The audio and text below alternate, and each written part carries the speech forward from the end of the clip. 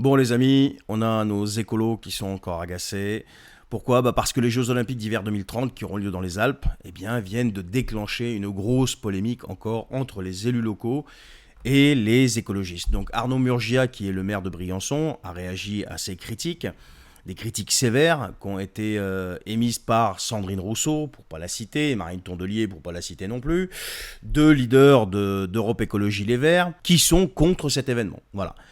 Parce qu'elles disent qu'il va coûter très cher et va nuire à l'environnement, et elles demandent un référendum pour savoir ce que les habitants en pensent. Alors Murgia, lui, forcément, défend bec et ongle les JO, il dit qu'ils vont apporter des améliorations aux infrastructures et au transport dans les vallées.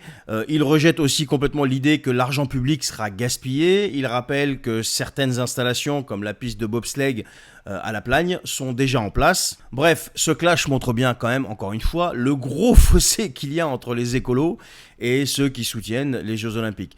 Quoi qu'il en soit, on a les écolos qui veulent une approche soi-disant plus durable et demandent l'avis des habitants, alors que d'habitude l'avis des gens ils en ont un petit peu rien à faire, mais bon bref, ça c'est un autre débat.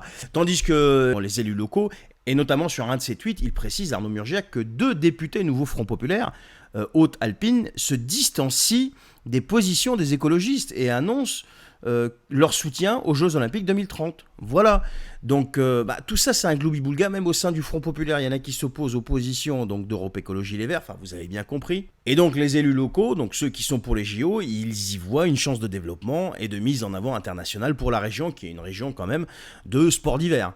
Donc voilà, donc on a encore nos écolos qui veulent tout faire pour éviter que les régions se développent. Alors que les habitants qui vivent dans ce milieu rural, eux, tout ce qu'ils veulent, c'est de pouvoir justement gagner leur vie et pouvoir profiter d'un développement de leur région. Voilà, je pense. Arrêtez-moi si je me trompe. S'il y a des habitants de ces régions-là qui me disent le contraire, si ils pensent le contraire. Dites-moi ce que vous en pensez en commentaire, les amis. Je vous souhaite une excellente journée.